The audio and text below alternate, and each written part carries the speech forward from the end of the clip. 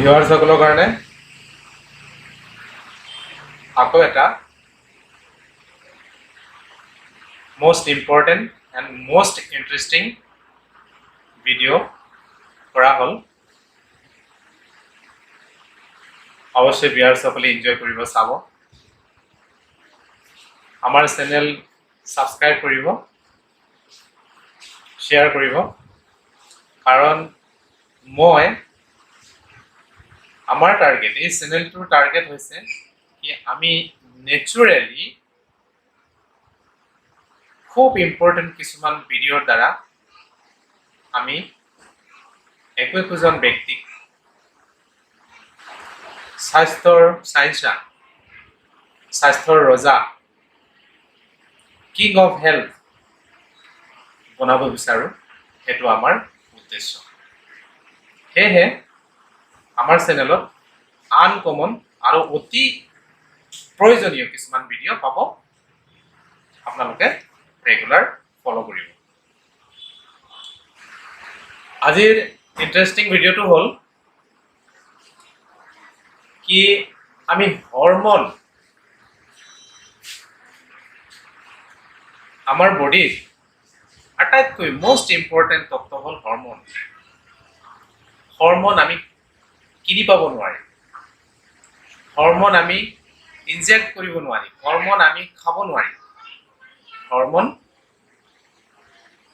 বডিয়ে নিজে নিজে ক্ৰিয়েট কৰিব পাৰে। হয়,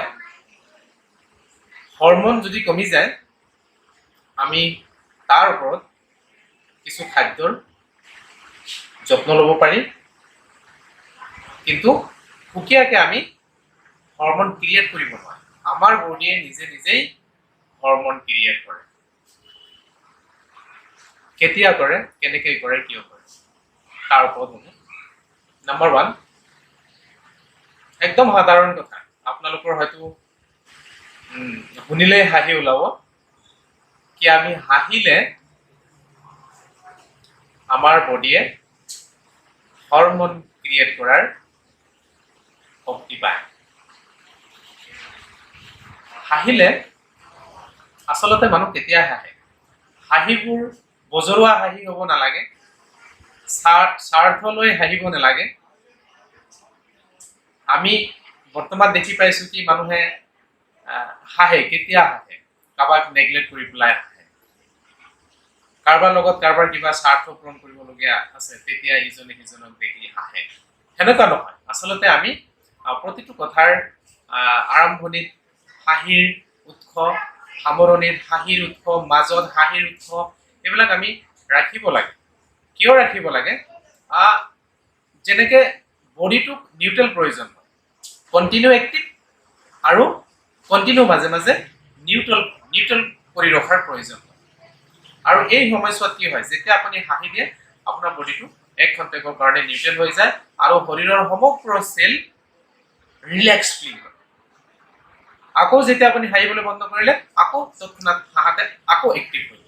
এতিয়া যিটো এক্টিভ এণ্ড ৰিলেক্স, এইটো যিটো হৈ থাকে, এইটো শৰীৰৰ কাৰণে এক অন্যতম প্ৰয়োজনীয় এক্সাৰচাইজ বা ক্ৰিয়া।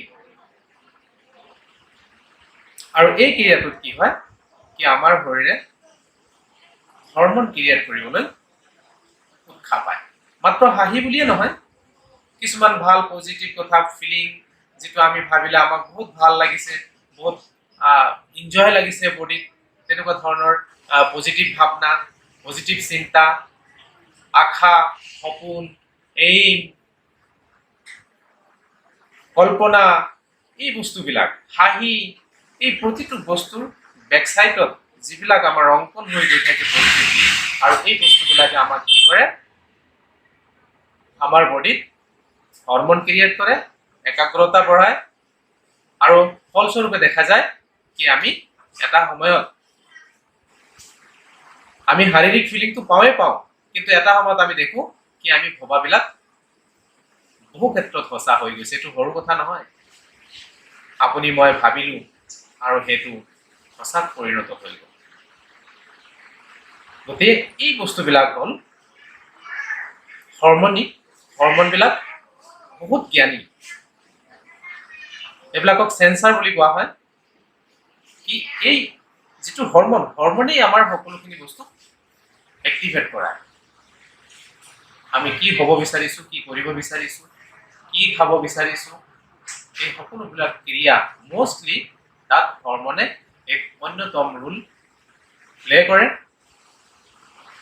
আৰু তাৰ মাধ্যমত বহুখিনি কনচেপ্টৰ পৰা, কেইবাটাও কনচেপ্টৰ পৰা মই মাত্ৰ হাঁহিটোকে আজি উঠাই ললো কি আমি অৱশ্যেই হাঁহিব লাগে আৰু মন খুলি হাঁহিব লাগে, স্বাৰ্থৰ হাঁহি নহয়। আমি প্ৰায় হাঁহি ইউজ কৰিব লাগে আমাৰ বডি ৰিলেক্সৰ কাৰণে।